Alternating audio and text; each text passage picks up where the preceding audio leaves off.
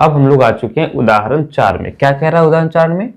6, 72, 120 का अभाज्य गुणनखंडन विधि द्वारा HCF और LCM ज्ञात कीजिए। इसमें भी वही है, उदाहरण 2, उदाहरण 3 और उदाहरण 4 सेम है। तो क्या लिखेंगे? लिखेंगे हल। 6 का अभाज्य गुणनखंड करेंगे तो क्या आ जाएगा? 2 तिया 6 हो गया। उसके बाद 72 का भी हम करेंगे। अगर मुंह से करेंगे तो 36 दूनी 72 होता है, 2 लिख दिए। उसके बाद फिर 36 का अभाज्य गुणनखंड करना है। 18 दूनी 36 होता है, 2 आ गया। फिर उस 18 का भी गुणनखंड करना है कि नहीं? तो कितना हो जाएगा? 9 दूनी 18 हो गया, फिर 3 तिया 9 हो गया। अगर ऐसा नहीं हो रहा है तो हम क्या करेंगे? बगल में इसका अभाज्य गुणनखंड कर लेंगे। 2 से हो जाएगा, 3 दूनी 6, 6 दूनी 12 हो गया। फिर 2 से 18 दूनी 36, फिर 2 से 9 दूनी 18, अब ये 3 से हो गया। इसको लिखने का तरीका ये है, आप चाहो ऐसे लिख दो या फिर आप इसको ऐसे भी लिखो। यहाँ कै ठो 2 है? 1 2 3 ठो 2 है, तो 2 पर पावर 3 लिखेंगे। उसके बाद 3 कै ठो है? 2 ठो है, तो 3 पर पावर 2 लिखेंगे। लिख लिया। उसके बाद 120 है, उसका भी अभाज्य गुणनखंड कर लेना है। बगल में हम कहीं कर लेंगे, मान के चलते हमें नहीं आ रहा है तो हम बगल में कर लेंगे, ठीक है। वैसे इतना छोटा छोटा तो हम लोग मुंह से कर लेंगे, फिर भी अगर जिसको नहीं आता हो तो 2 से 6 दूनी 12 0, फिर 2 से 30 दूना 60 हो जाएगा, फिर 2 से 15 दूनी 30 हो जाएगा। अब ये 3 से चलेगा, 3 5 15। क्लियर? अब वहां बताओ कै ठो 2 है? हम देख रहे हैं 1 2 3, 3 ठो 2 है ना। चलो, तो 3 ठो 2 है तो 2 पर पावर 3 लगा दिया। क्लियर? पावर जितना उतना ठो। ओके। अब 3 कै ठो है? 1 ठो। 5 कै ठो है? 1 ठो। हो गया, हमने अभाज्य गुणनखंड कर लिया। अब बारी है क्या करने का? HCF और LCM निकालने का। तो लिखेंगे HCF, ब्रैकेट में लिखेंगे इन तीनों संख्याओं को, 6, 72 कोमा लगा के 120 लिख लिया। तो HCF में हम क्या करते हैं?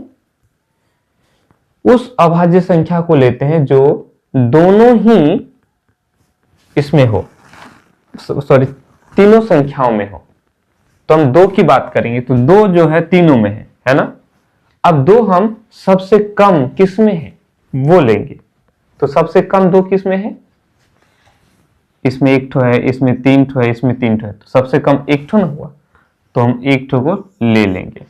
अब बारी है 3 को लेने का। तो 3 तीनों में है, जो तीनों में हो उसी को लेंगे, नहीं तो नहीं लेंगे। तो 3 तीनों में है। अब देखेंगे सबसे कम किस में है। तो भाई इसमें 3 1 ठो है, इसमें 2 ठो है, इसमें 1 ठो है, तो सबसे कम कितना हुआ? 1 ही ना हुआ, यानी हम 1 ठो 3 लेंगे। क्लियर? अब ऐसा मत सोच लेना कि सबसे कम 1 इसमें भी है, 1 इसमें भी है, तो 2 ठो 3 को ले लेंगे। नहीं, 1 ही ठो 3 को लेना है, एक ही जगह का। ठीक है, ठीक है। अब देखो क्या और कोई संख्या है जो तीनों में हो? नहीं है। 5 तीनों में है क्या? नहीं है, तो नहीं लेना है उसको, बस हो गया। अब इन दोनों को अगर गुना करेंगे तो 3 दूनी 6, यानी कि इन तीनों संख्याओं का जो HCF आया वो कितना आया? 6 आ गया। राइट? चलो अब आगे बढ़ते हैं। अब हमें LCM निकालना है। LCM किसका? किसका LCM निकालेंगे? तो 6, 72 और 120 का। क्लियर? अब LCM में हम क्या करते हैं? सबसे बड़ी संख्या को लेते हैं, या ये कहें कि सबसे ज्यादा किसमें अभाज्य संख्या है, या सबसे अधिक किस अभाज्य संख्या का पावर है। तो यहां देखो, यहां 2 1 ठो है, यहां 2 का पावर 3 है, यहां 2 का पावर 3 है। तो सबसे ज्यादा 2 किस में है?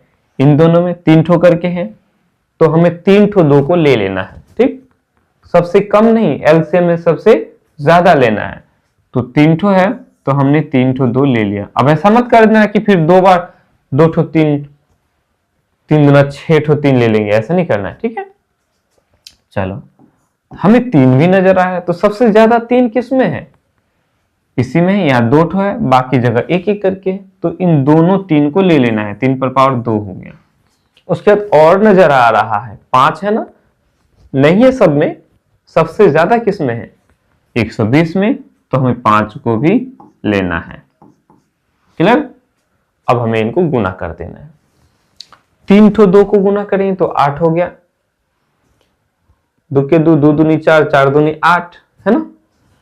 8 को हम डायरेक्ट 5 से गुना कर देंगे। 8 5 6 40 हो गया।